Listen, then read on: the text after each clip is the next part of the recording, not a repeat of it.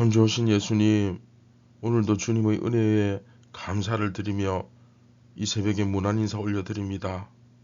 저의 마음이 온전히 예수님을 향할 수 있도록 우리의 육신의 정욕이 지나쳐서 그의 나라와 그의 의를 생각하지 못하고 하나님 나라와 그 부활을 바라보지 못하고 이 땅에 매여서 살아가는 비참한 삶이 되지 않도록 오늘도 주님께서 깨닫게 하여 주시고 말씀과 성령으로 기도로 저희들을 바른 길로 인도하여 주시옵소서. 깨닫는 것이 복이고 순종하는 것이 은혜인 줄 압니다. 사랑하는 주님, 저희에게도 그러한 복과 은혜를 내려주시기를 간절히 소원합니다. 오늘도 말씀에 집중할 수 있도록 우리의 마음을 붙잡아 주시고 예수님처럼 살기를 간절히 갈망합니다. 주여 인도하여 주옵소서. 예수님의 이름으로 기도드립니다. 아멘. 안녕하십니까. 2024년 4월 18일 목요일 아침이 밝아오고 있습니다. 자, 이제 오늘부터 고린도전서 마지막 16장 이제 48번째 이야기로 들어갑니다. 바울의 헌금 요청이라는 제목으로 고린도전서 마지막 16장 1절부터 12절까지 우리 오늘부터 함께 묵상하는데, 오늘 그 첫 번째 시간이죠. 바울의 실무적 이야기, 바울의 실무적 이야기라는 제목으로 고린도전서 16장 1절부터 4절 우리 함께 읽고 경건의 시간을 시작하도록 하겠습니다.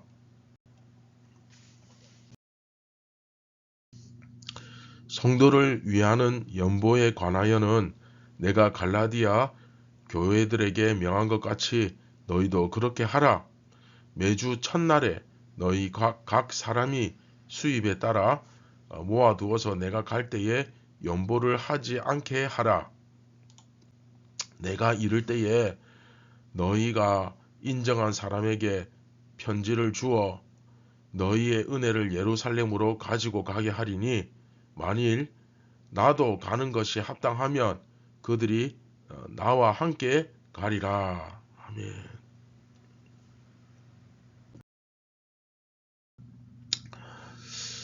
자, 고린도전서 이제 마지막, 그렇죠? 마지막 16장으로 넘어갑니다. 16장은 이제 실질적인 일을 당부하는 두 개의 에피소드로 되어 있습니다. 그래서 이번 이야기는 사실 바울이 고린도 교회에게 아주 현실적인 그런 실무적인 부탁을 하는 그런 본문이거든요. 그러다 보니까 신학적인 이야기를 한다기보다는 그 이야기는 이제 15장에서 부활을 끝으로 다 끝이 났고 이제 아주 실제적인 이야기를 하는 부분이어서 특별히 헌금과 관련된 부분입니다. 그래서 이것을 어떻게 묵상해야 되나 생각할 수도 있겠지만, 우리가 실제로 또 헌금 생활을 하고 있지 않습니까? 또 헌금 문제는 이 교회 내에서 중요한 문제이면서 동시에 많은 사람들이 또 이게 시험에 드는 그런 문제이기도 한 것 같습니다. 그래서 이번 말씀을 통해서 우리가 어떻게 이 헌금 문제를 바라볼 것인가, 그것을 한번 생각해보는 좋은 기회가 되었으면 좋겠습니다. 자, 이번 이야기 본문을 쭉 이렇게 읽어보시면 알겠지만 특별한 무슨 어떤 신학적 가르침이 있는 것은 아닙니다. 굉장히 실질적이고 이것 좀 해주고 저것 좀 해주라 하는 이야기를 하고 있는데, 자, 여기서 바울이 어떤 의도로 이런 말을 하고 있는지에 대해서 좀 관심을 가질 필요가 있을 것 같습니다. 자, 고린도전서 마지막 이 16장에서 이제 실제적인 용건 그 이야기를 하는데, 그런데 사실은 오늘 본문은 이제 헌금 이야기하는 부분입니다. 후원 좀 해달라 그 얘기죠. 쉽게 얘기하면. 그러다 보니까 좀 생각하는 게 15장 마지막 절 58절 보시면 주의 일에 힘쓰는 자들이 되라 이런 말을 하고 끝나거든요. 15장이. 그럼 주의 일이 뭐냐? 근데 16장에 보니까 헌금하는 거였나? 그런 생각이 드는 그런 느낌도 조금 있기는 합니다. 네. 분명히 바울은 고린도 교회에게 헌금을 요구합니다. 그런데 많은 분들이 이렇게 생각하시는 분들이 있습니다. 바울은 교회에게 전혀 헌금을 요구하지 않고 자기 생활비 자기가 벌어서 쓰면서 자비랑 목회를 하지 않았느냐, 그렇게 생각하면서 헌금에 대해서는 바울이 뭔가 좀 부정적인 생각을 헌금 안 해도 된다는 식으로 가르쳤다고 생각하시는 분들이 있는데, 사실은 이제 그런 분들은 바울 서신 정말 제대로 안 읽어보고 그냥 막 대충 거달기식으로 그냥 눈대중으로 이렇게 보고 대충 생각하시는, 그렇게 이제 생각하고 말씀하시는 거고, 사실 여러분 고린도 전 후서가 둘 다 특별히 헌금에 대해서 엄청나게 강조를 하죠. 물론 이거 이제 제 생각일 수도 있지만 아무래도 고린도라는 지역 자체가 굉장히 부유한 지역이고, 고린도전서 처음 시작할 때 여러분 기억나시죠? 무역과 상업이 번창하면서 갑자기 막 졸부들이 많아진 도시, 거기가 고린도 아닙니까? 그러다 보니까 바울이 더 헌금을 많이 강조하고 있는 것이 아닌가, 뭐 그런 생각이 들기도 하는데, 여하튼 뭐 고린도 교회뿐만 아니라 빌립보서에서도 자기에게 헌금을, 그 후원금을 보내온 그 빌립보 교인들에게 너무 감사하게 잘 쓰고 있다 그렇게 인사하면서, 그러나 더 하지 말라는 이야기를 하고는 있지만 사실 빌립보에서도 디모데를 향해서는 후원 요청을 하고 있거든요. 그렇죠? 그 로마서도 마찬가지입니다. 로마서도 사실은 굉장히 길게 1장부터 신학적인 이야기를 쭉 쓰고 있지만 15장에서 이제 현실적인 본론을 이야기할 때는 결국 자기가 이 스페인까지 가서 복음을 전하려고 하는데 선교 후원을 요청하는 편지가 로마서입니다. 그러다 보니까 사실 생각해 보면 돈 이야기를 이 바울만큼 많이 한 사람이 없습니다. 무슨 말인가 하면 이 헌물에 대해서 우리가 어떻게 생각해야 될 것인가, 그걸 생각해 봐야 되겠죠. 워낙 여러분 보십시오. 세상이 물질 중심으로 돌아가잖아요. 지금 이 세상이. 돈 이야기하면 사람들 기본적으로 굉장히 예민해지고 또 요즘 같은 경기에는 굉장히 민감합니다. 그러면서 바울은 마치 헌금을 전혀 받지 않고 헌금은 요구조차 안 했던 사람인 것처럼 그걸 생각하시는 분들이 있는데, 사실은 제가 아까도 뭐 로마서도 그렇고 설명드렸지만 모든 서신서를 통틀어서 바울처럼 헌금 이야기를 많이 하는 데가 없습니다. 그렇죠? 그런 걸 봐도 알 수 있는데, 문제는 여러분 헌금 자체가 문제가 아니라 그 헌금이 어떤 방향으로 어떻게 사용되어야 하는가, 이것에 대해서 우리가 좀 생각을 해볼 필요가 있습니다. 분명 우리가 주님의 일을 위해서 일하고 난 다음에 혹은 일을 할 때 정말 쉽게 그리고 굉장히 효율적으로 주님의 나라를 위해서 일할 수 있는 그런 방법 중 하나가 사실 헌물이죠. 어떤 면에서 봤을 때 말이죠. 그래서 오늘 본문에서도 고린도 교회가 바울을 돕기 위해서 가장 쉽고 또 효과적인 방법 또한 헌금인 것입니다. 그렇죠? 이처럼 헌금을 함으로써 그것을 통해서 교회를 세우고 그것을 가지고 세상 가운데서 상당히 어떤 면에서는 영향력을 그 힘을 나타낼 수 있지 않습니까? 그런 면에서 봤을 때도 우리가 헌금에 대해서 좀 생각을 해봤으면 좋겠다 하는 마음이 들기를 합니다. 참고로 이번 이야기는 세 가지 헌금의 종류에 대해서 이야기를 하는데 오늘 본문은 그 첫 번째 종류가 나오죠.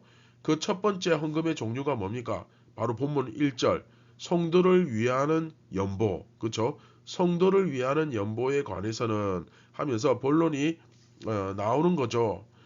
그래서 바울은 우선 예루살렘 교회를 돕기 위한 그런 헌금을 요청하고 있습니다. 이게 이제 바울이 요청한 첫 번째 헌금의 종류입니다. 바울의 관심은 바로 이 고린도라는 이방의 사람들이 예루살렘이라는 유대인 중에 유대인, 예루살렘 하면 유대인들의 메카 아닙니까? 그 유대인 중에 유대인, 그 예루살렘 교회를 돕는 그 역사를 이루는데 그 바울의 관심이 있었던 거예요. 아무래도 고린도는 다른 지역에 비해서 좀 아까 처음에 설명드렸듯이 풍요로운 곳이었을 뿐만 아니라 또 예루살렘과는 완전히 성격이 다른 그 이방인의 전형적인 도시였습니다. 물론 그 가운데 유대인들이 함께 살고 있었고 뭐 해당도 있었겠죠. 그러나 그 주도하는 문화는 명백하게 이것은 이방인의 땅이었죠. 그렇죠? 그런데 바울은 이 이방인들이 그리스도 안에서 유대인 교회를 돕는 일이 일어나기를 간절히 원했던 것입니다. 왜냐? 이것이 바로 바울이 그토록 원하는 십자가로 말미암아 그리스도의 몸된 교회가 하나가 되는, 그렇죠? 하나가 되는 바로 그 역사였기 때문이죠. 자, 나머지 부분은 시간 관계상 다음 이 시간에 좀 더 자세히 살펴보도록 하겠습니다.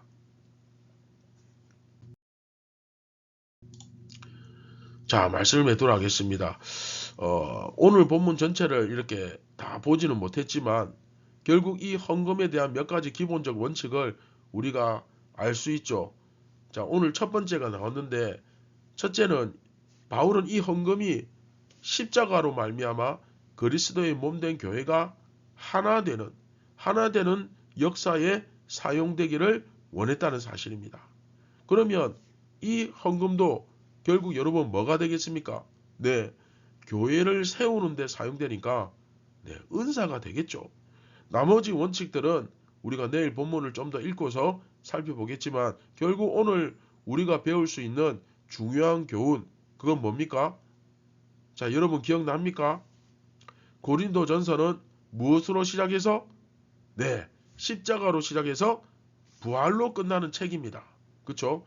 우리가 주님 앞에 드리는 이 헌금도 십자가를 통해 이루어진 교회가 건강하게 그렇죠? 세워지는데 사용되어진다면 이 또한 귀한 은사가 되는 겁니다. 그렇죠? 그리고 이러한 헌신과 섬김은 부활 때도 그대로 그렇죠? 나타나겠죠. 연결되는 거죠. 우리의 행적이 싹 다 지워지고 완전히 리셋되고 포맷되어서 다시 시작하는 것이 부활이 아니라 바로 지금 우리가 하는 그 행동들이 부활과 다 연결이 되는 겁니다. 그래서 부활을 믿는 사람은 바로 지금이 주님께 영광 돌리는 시간이죠. 미래에 영광 돌리는 것이 아니라 바로 지금 이 현재가 영광 돌리는 시간이고 그래서 우리에게는 이 오늘이라는 시간이 굉장히 소중합니다. 자, 여러분 이 시대의 가장 강력한 우상이 뭡니까? 네, 바로 돈과 자녀죠. 돈하고 자녀. 여러분 예수님을 믿든 안 믿든 어딜 가더라도 이 돈 문제, 자녀 문제 여기서 자유하는 사람 아무도 없고요. 이 문제 때문에 늘 힘들어하고 고민합니다. 요즘 이 두 가지 문제 가지고 대화를 하려고 하면 정말 잘 되죠. 늘 여기에 매여서 이 돈과 심지어 우리 예수 믿는 사람도 이 돈과 자녀 앞에서는 내 신앙의 기준도 삶도 전부 다 무너집니다. 예외가 되는 거죠. 그러나 저는 여러분이 이 돈과 자녀가 우상이 아니라 하나님 주신 귀한 은사가 되기를, 은사로 변하기를 주님의 이름으로 축원드립니다.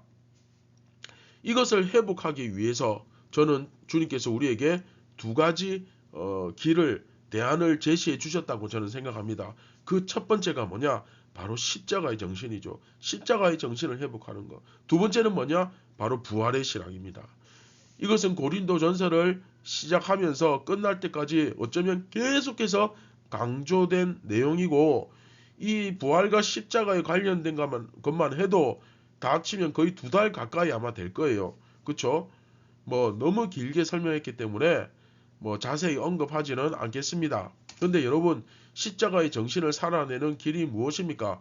우리 이 세상에서 그리스도인으로 사는 길, 신학적 관점에서 봤을 때 제2장, 그렇죠? 세상에 속했지만 세상에 속하지 않은 그리스도인, 여러분 기억나시죠? 내가 그냥 세상에 살면서 세상에 속한 사람이 되면 이 돈이 우상이 되는 거예요. 자녀가 우상이 되는 거예요. 그러나 세상에 있지만 세상에 속하지 않은 사람이 되면 이 돈은 은사가 되는 겁니다. 이 자녀도 은사가 되는 거예요. 할렐루야. 그러면 이 사람은 진정한 참 자유를 누리고, 그리고 그리스도인의 정체성을 가지고 살 수 있게 되죠. 그렇죠? 그리스도인으로 사는 길, 자유를 누리는 거 아닙니까? 그렇죠? 자유를 누려야 참된 그리스도인으로 살아가잖아요. 자, 여러분들이 고린도전서를 마치면서 다시 한번 이 고린도전서에서 계속해서 강조한 이 십자가의 정신과 부활의 신앙이 무엇인지 다시 한번 과거로 거슬러 가서 되짚어 보는 그런 시간을 가졌으면 좋겠습니다. 고린도전서를 마치면서 내가 십자가의 정신과 부활의 신앙을 잘 모른다, 정리가 안 돼 있다, 그러면 고린도전서를 제대로 읽은 게 아니에요. 그렇죠? 그래서 정말 이 시대를, 현재를 살아가는 여러분들이 돈과 자녀가 우상이 아니라 하나님의 선물이 되기를 진심으로 간절히 소원합니다. 내 말씀을 기억하시면서 우리 같이 기도하겠습니다. 참 좋으신 예수님, 우리가 현재를 살아가는데 미래를 걱정하고 미래를 염려할 것이 아니라 이 현재에 최선을 다하며 무엇보다 부활의 신앙을 가지고 이 현재의 삶을 계속해서 만들어 나가는 저희들 되게 하여 주시고, 정말 잠들 때에 후회 없이 미련 없이 잠들 수 있는, 그래서 죽음을 생각하고 부활을 생각하는 성숙한 그리스도인들이 다 되게 하여 주시옵소서. 돈과 자녀가 내게 우상이 아니라 정말 은사가 되게 하여 주시고 하나님 영광을 나타내는 귀한 도구가 되게 하여 주옵소서. 우리를 구원하신 예수님의 이름으로 기도드립니다. 아멘. 자, 여러분, 여러분들이 현재 신앙생활하는 그 모습을 잘 한번 오늘 고린도전서를 통해 돌이켜보고, 고린도전서가 끝날 때 정말 여러분도 이 제대로 된 그리스도인의 신앙 정체성을 딱 가지고 이제는 정말 제대로 된 부활 신앙을 가지고 뭔가 하나님의 일을 감당하기 위하여 결단하고 사명에 불타오르는 그런 마음가짐이 되었으면 좋겠습니다. 오늘도 사명과 그 부활을 바라보며 오늘도 하나님의 나라에서 그 역사를 감당하는 귀한 일꾼들 되시기 바랍니다. 감사합니다.